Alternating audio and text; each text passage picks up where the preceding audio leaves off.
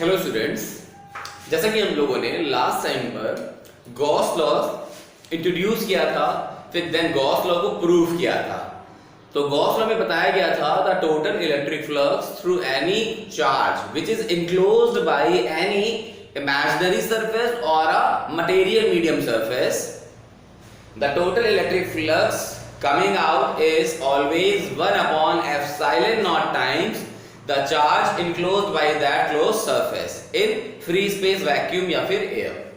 तो जब हमने इसको पहले इंट्रोड्यूस किया गॉस लॉ के थ्रू, फिर इसके बाद हमने इस गॉस लॉ को bye the help of Coulomb's law prove किया।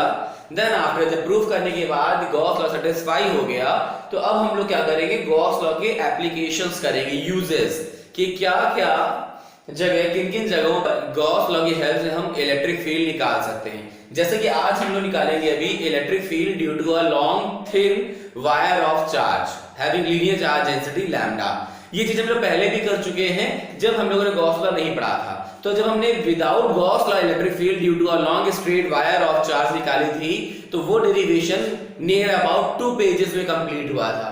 बट जब हम लोग गॉस लॉ का यूज करेंगे तो same derivation near about half and near about 1 page complete हो जाएगा। तो चलिए शुरू करते हैं आज का काम।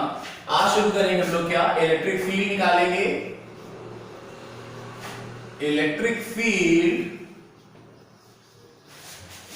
Due to a long straight wire of charge. किसी long straight wire of charge से इलेक्ट्रिक फील्ड निकालना सीखेंगे, उससे कुछ आर डिस्टेंस पर। तो सबसे पहले बेटा हमारे सिस्टम में क्या होना चाहिए, एक लॉन्ग स्ट्रेट वायर। तो हमने सबसे पहले एक वायर कंसीडर कर लिया। यहां पे लॉन्ग स्ट्रेट का मतलब क्या है कि वो इनफाइनाइट एक्सटेंशन का हो सकता है, कि मतलब ऊपर भी ये कुछ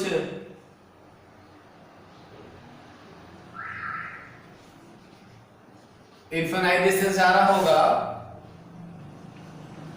और नीचे भी ये कुछ इनफाइनाइट डिस्टेंस जा रहा होगा। अब अगर मैंने कहा था कि मुझे इसमें मैंने Q चार्ज दे दिया, इस लेंथ ऑफ वायर को अगर मैंने Q चार्ज दे दिया, तो ये Q charge uniformly all over its length uniformly distribute हो जाएगा कुछ इस तरीके से।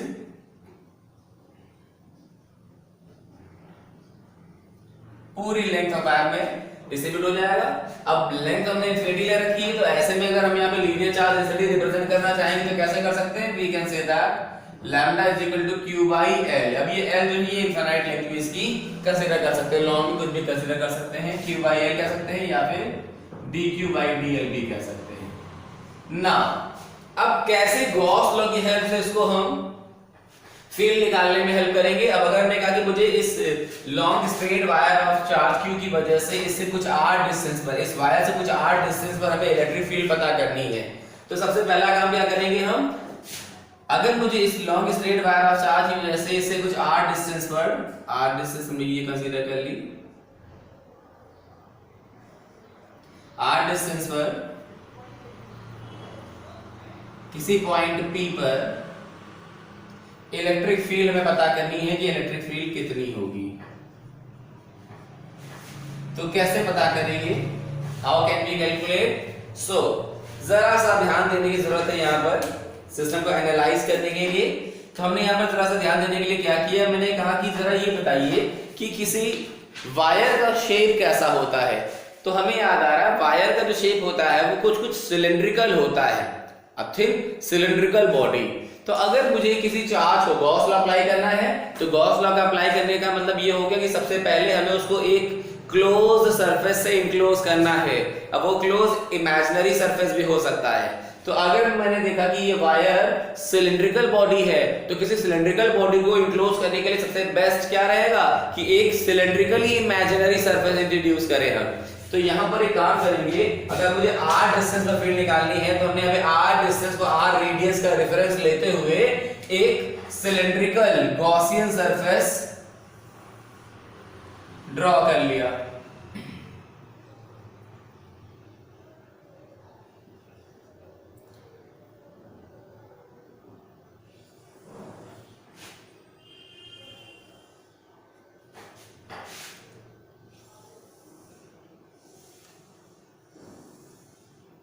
हमने यहाँ पे कंसीडर कर लिया एक आर रेडियस का सिलिंड्रिकल सरफेस। सिलिंड्रिकल कैसा सरफेस है बेटा?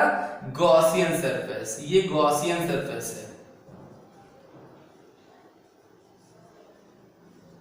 अब अगर मैं बात करूं तो ये पॉजिटिव चार्ज जो है बेटा, इस पॉजिटिव चार्ज से electric field always away from the charge जाएगी। अब सिलिंड्रिकल बॉडी है तो सिलिंड्रिकल बॉडी को सरफेस के नॉर्मली आउटवर्ड जाएगी चारों तरफ, तो फील्ड लाइंस कुछ इस तरह से निकल रही होंगी, इधर साइड भी निकल रही होगी, इधर साइड भी निकल रही होगी, इधर साइड भी निकल रही होगी, इधर साइड भी निकल रही होगी, इधर साइड भी निकल रही होगी और इधर साइड भी निकल रही होगी। इस तरीके से चारों तरफ डिस्ट्रीब्यूट हो रही होगी। अब अगर हमने क्या बात करी, हमने कहा कि अगर मुझे अब इलेक्ट्रिक फ्लक्स निकालना है इस पूरे सिलिंड्रिकल बॉडी से, तो इस सिलिंड्रिकल बॉडी के पास नंबर ऑफ सरफेसेस की बात करेंगे तो 3 कैटेगरीज की सरफेसेस मिल रही है। सबसे पहले हमें ऊपर का एक circular area of cross section मिल रहा है। इस circular area of cross section में अगर हम कोई एक एलिमेंट्री पोर्शन ले लें, मैंने ले लिया ये dA1, तो dA1 का एरिया वेक्टर किधर जा रहा होगा? ये जा रहा होगा इस सरफेस से नॉर्मली आउटवर्ड, मतलब upward, that is dA1 vector. अब ना देखिएगा dA1 वेक्टर तो नॉर्मली अपवर्ड जा रहा है, बट फील्ड तो इस तरफ जा रही होगी, इस पॉइंट पर, इस पर्टिकुलर पॉइंट पर फील्ड इधर जा रही होगी। सिमिलरली अगर मैंने कहा कि बॉटम सर्किल पर ध्यान दें हम, तो बॉटम सर्किल पे भी हमने करिए छोटा सा एलिमेंट्री पोर्शन ले लिया dA2, तो इसका एरिया वेक्टर नॉर्मली आउटवर्ड इस तरफ लग रहा होगा dA2। इलेक्ट्रिक फील्ड फिर से किधर जा रही होगी? कुछ इस तरफ जा रही होगी, इस पॉजिटिव चार्ज से। अब अगर मैंने एक एलिमेंट्री एरिया कर्व सरफेस में ले लिया है सिलेंडर के, यहां पे इधर से कंसीडर कर लिया छोटा सा एलिमेंट्री एरिया dA3, तो dA3 का एरिया वेक्टर किधर जा रहा होगा? इधर जा रहा होगा। और बाय डिफॉल्ट इलेक्ट्रिक फील्ड भी किधर जा रही है? बाय डिफॉल्ट इलेक्ट्रिक फील्ड भी अभी आ रही होगी, कितनी आ रही नहीं मालूम, बट इलेक्ट्रिक फील्ड भी इधर आ रही है। तो इधर से कितना एंगल हो जाएगा? 0 ना। जरा ध्यान दीजिएगा, for all the 3 surfaces, circle, curve surface and circle, this one is 90 degree, this one is 0 degree and this one is 90 degree।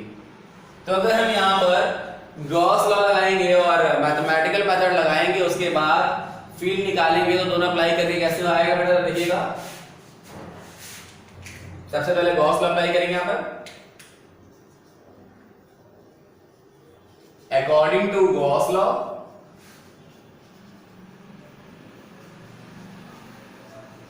total electric flux through cylindrical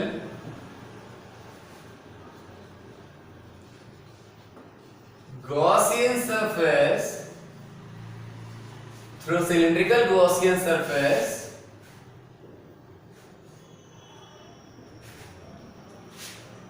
कितना हो जाएगा? Simply total electric flux phi is equal to 1 upon epsilon naught, that is epsilon, या epsilon भी बोल देते हैं कुछ लोग, तो epsilon not and charge enclosed. Charge कितना इनक्लोज हो रहा था बेटा? अगर मैं बात करूं इस पूरे वायर को, इस पूरे वायर को हमने इस इमेजिनरी सिलिंड्रिकल सरफेस से इनक्लोज कर रखा है। अब देखिए जहां इमेजिनेशन की बात कर रहे हैं बेटा, तो इमेजिनेशन में हम इनफिनाइट हाइट का भी सिलेंडर कंसीडर कर सकते हैं। सो ये चार्ज को, इस लाइन चार्ज को हमने पूरी तरीके से सिलेंडर से क्या कर रखा है? इनक्लोज कर रखा है। तो ये सिलेंडर कितना चार्ज इनक्लोज कर रहा है? The whole charge Q enclose कर रहा है। तो ये हो जाएगा phi is equal to 1 upon epsilon naught times q। अब अगर बात करें बेटा यहां पर हम बाय मैथमेटिकल मेथड फ्लक्स निकालेंगे, तो क्या हो जाएगा? by mathematical method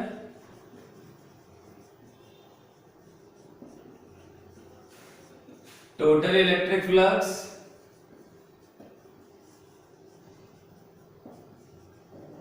through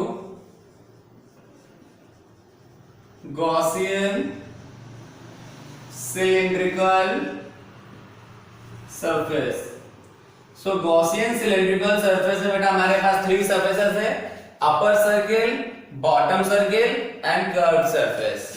सो इन तीनों को अलग अलग हमें ऐड करना पड़ेगा, तो फाई कितना हो जाएगा यहां से, the close surface integration of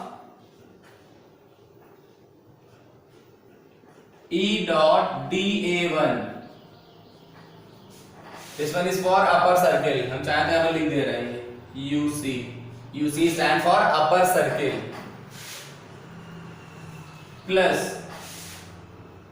E dot dA2,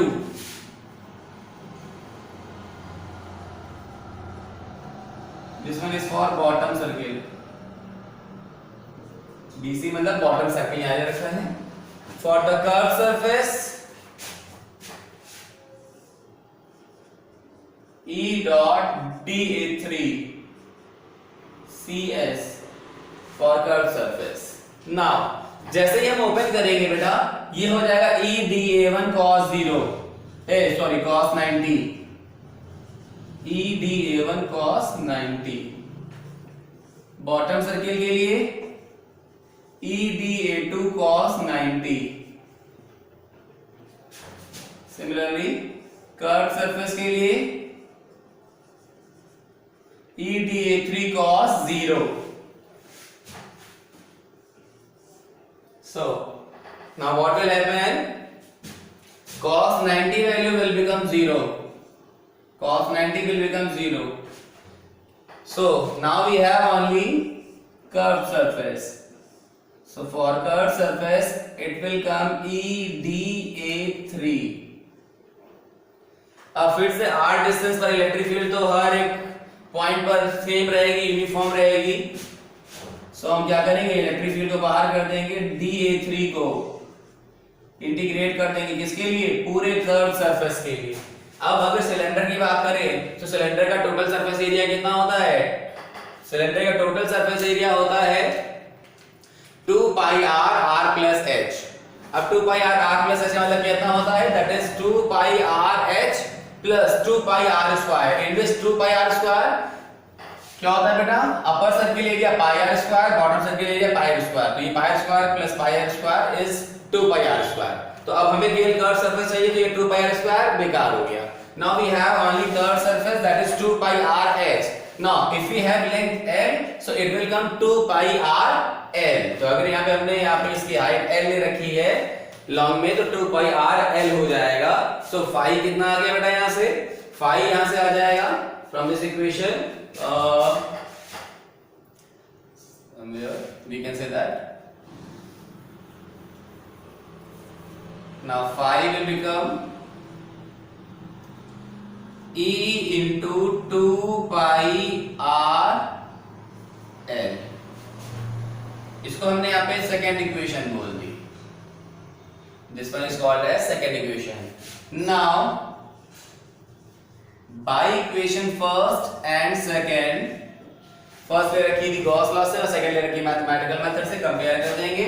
so it will come E into 2 pi r l is equal to 1 upon epsilon naught times q। So E is, ये 2 pi r l कर दिया, 1 upon 2 pi epsilon naught, l को q के साथ कर दिया numerator में, q by l divided by r। Now we know that q by l is lambda। So E आ गया यहाँ से 1 upon 2 pi epsilon naught lambda by r। अगर मैंने न्यूमरेटर और डिनोमिनेटर में दोनों में 2 से मल्टीप्लाई कर दिया तो ये स्टैंडर्ड फॉर्मेट बन जाएगा, that E is equal to 1 upon 4 pi epsilon naught 2 lambda by r। ये आ गई electric field due to a long straight wire of charge by the help of Gauss law. तो गॉस लॉ की help से हमने कुछ इस तरीके से इलेक्ट्रिक फील्ड निकाल ली। अब यही चीज अगर हमने विदाउट गॉस लॉ करी थी तो ये नियर अबाउट 2 पेजेस गया था, जो कि एक पेज में ही कंप्लीट हो जाएगा। आई होप कि आपको ये कंसेप्ट क्लियर हो गया होगा। आज के लिए इतना ही। अब नेक्स्ट टाइम पे हम निकालेंगे electric field due to a thin sheet of charge and a solid conductor of charge.